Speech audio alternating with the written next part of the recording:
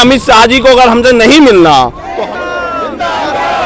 हमारा कहना है कि उस कानूनों को वापस लिया जाए। सुनी जाती है तो अगला कदम क्या होगा? अब इससे ज्यादा अगला कदम क्या होगा? हमने दिल्ली को चारों तरफ से घेरा है।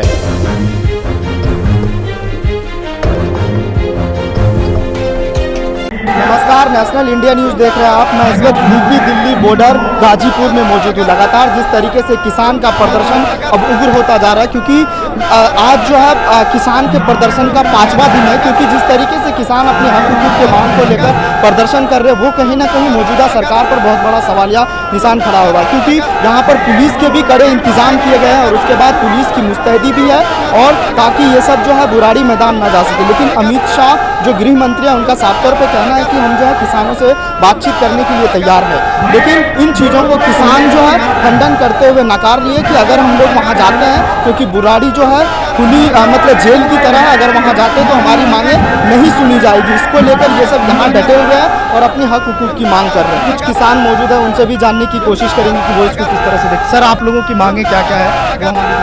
हमारी मांग है न्यूनतम समर्थन मूल्य को कानूनन गारंटी बनाया जाए। 3 जो काले कानून किसान के विरोध में आए हैं उनको वापस लिया जाए, यही हमारी मांग है। हमारी कोई इतनी बड़ी मांग तो है नहीं जिसको देश के प्रधानमंत्री देना नहीं चाहते।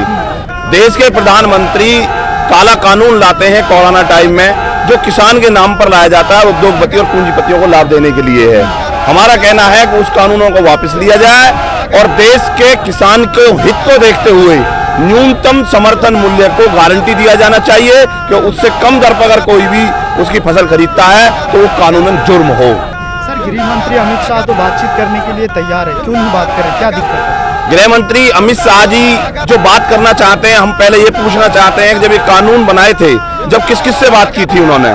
जिनसे उन्होंने जब बात की होंगी उन्हीं से अब बात कर लेंगे। हमें बात करने से क्या सिद्ध करना है? हमें कहना है कि हमारे लिए जो काले कानून लाए गए हैं उनको वापस लिया जाए और न्यूनतम समर्थन मूल्य का कानून बनाया जाए। हम वापस चले जाएंगे। हमें अमित शाह जी को अगर हमसे नहीं मिलना तो हमें भी अमित शाह जी से नहीं मिलना। सीधी सी बात है। इसमें क्या है?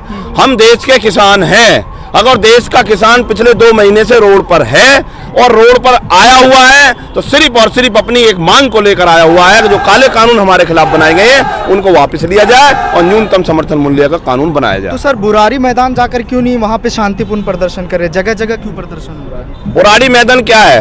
बुराड़ी मैदान ही क्यों है? हम क्यों नहीं जा सकते रामलीला मैदान? क्यों नहीं जा सकते हम जंतर मंतर? क्यों नहीं जा सकते हम संसद मार्ग? बुराड़ी ही मैदान क्यों?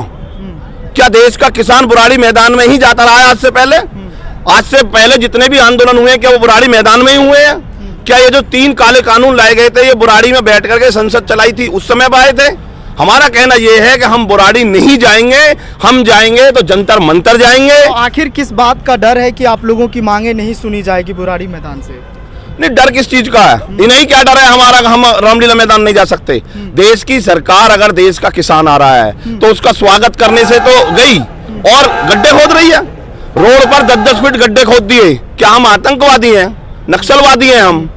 हम माओवादी हैं? देश की सरकार अगर किसान से किसान के तरीका से बात नहीं करना चाहती तो हम भी बात नहीं करना चाहते। मौजूदा सरकार कह रही है कि कांग्रेस के भड़काने पे किसान जो है भड़क रहे हैं। कांग्रेस तो खुद इन बिलों को लेकर आ रही थी। कांग्रेस को तो हमने नकार ही दिया। उनके तो मैनिफेस्टो में ये बिल थे जिसको बीजेपी कहती है।